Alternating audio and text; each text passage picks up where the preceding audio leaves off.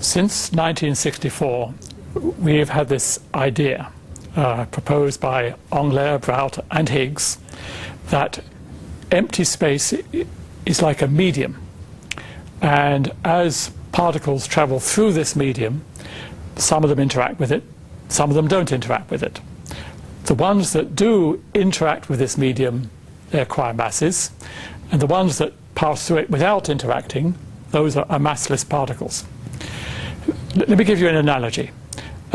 Imagine an infinite field of snow extending throughout all of space. Flat, featureless, going in all directions. Maybe the middle of Siberia.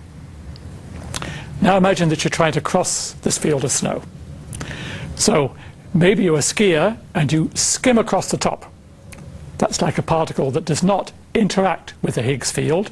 It doesn't sink into the snow. It goes very fast. That's like a particle with no mass traveling at the speed of light. But maybe you've only got snowshoes. In that case, you sink into the Higgs snow field.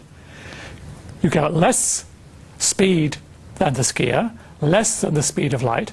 That's like a particle with mass because you are interacting with that Higgs snow field. And then finally, if you've just got boots on, then you sink deeply into the snow. You go very, very slowly, and that's like a particle with a big mass. So think of this Higgs field as being like this universal field of snow. Now, where does the Higgs boson come in? Well, we all know what snow is made of, right? It's made out of snowflakes. In the same way, this universal Higgs snow field is made up out of little quanta. Those quanta are like snowflakes. That's what we call the Higgs boson. The Higgs boson has this job of giving masses to all the other elementary particles. If you look at the basic equations of the Standard Model, as written on my T-shirt, they're very symmetric. The way in which all the different particles appear is the same. At least on the top two lines, there's nothing to distinguish particles which have different masses, for example. But this symmetry has to be broken. Electrons are lighter than muons. The top quark is much heavier than the quarks that make up everyday nuclei. So the top two lines, the symmetric lines, cannot be all there is. There has to be something to distinguish between the different types of particle.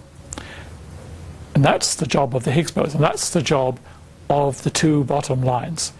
Depending on how those different types of quark, or the electron and the muon, depending on how they connect to that Higgs field, that Higgs boson, we believe they get different masses. The symmetry between these particles is broken.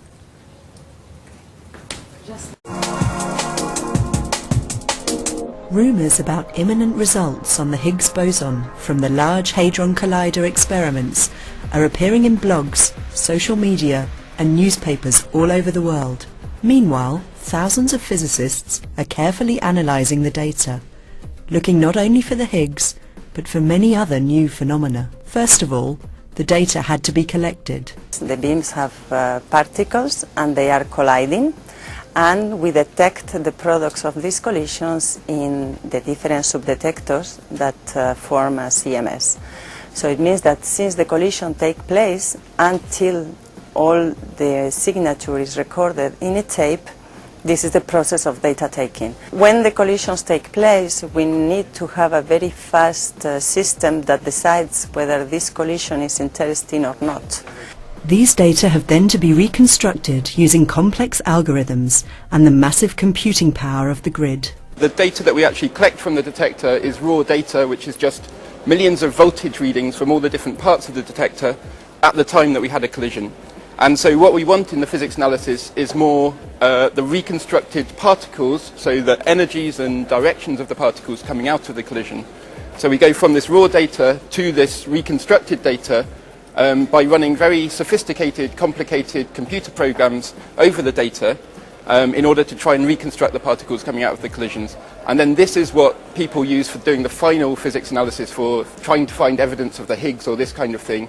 They use these reconstructed particles. Then comes the data analysis, where the physicists search these events, looking for gems in a pile of rubble. So physics analysis is the process of taking the billions of events that we've recorded and trying to look for patterns, to sift through them, to look for interesting events, to look for unusual events, and to look for patterns like a clustering of events in mass. In the billions of events, we have perhaps a few thousand top quark events, for example, or perhaps just a handful of Higgs candidates if the Higgs boson exists. Other processes can accidentally mimic the same signature that we look for, these patterns that we look for, that may be produced by a top quark or a Higgs boson. And trying to prove that we all understand all of this, and proving also to our colleagues within the experiment that we understand all of this. So documenting it, discussing it together, reviewing it, and so on, so that we're confident when we go to a conference or we put out a paper, we fully understand the data and we can draw a firm conclusion. Let me give you an example. Imagine you take a photo of a rabbit in a tall grass. It would be very hard for you to spot this rabbit immediately. Now imagine that you take 20 more photos of just random landscape and you superimpose them on the picture of the rabbit. It will be even harder for you to spot this rabbit. And that's exactly the situation we are in, because accelerator performs so well that we get many additional collisions with the main collision where we want to find something interesting. If you know that rabbit is under the tree, we basically hide the part of the photo which contains the tree. Now what we want to do is to figure out where the rabbit is within the grass, between the long grass stems.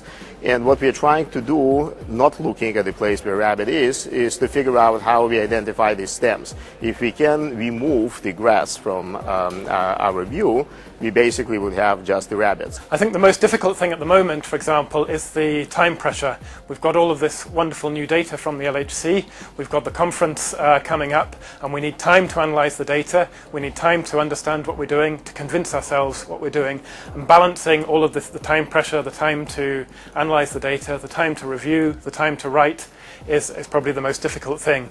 Knowing in advance where hints appeared last year could easily influence the way physicists look at the new data. This is why all the interesting data have been hidden in a black box, which is just being opened now. We will see what's in this box. Maybe a rabbit, maybe nothing.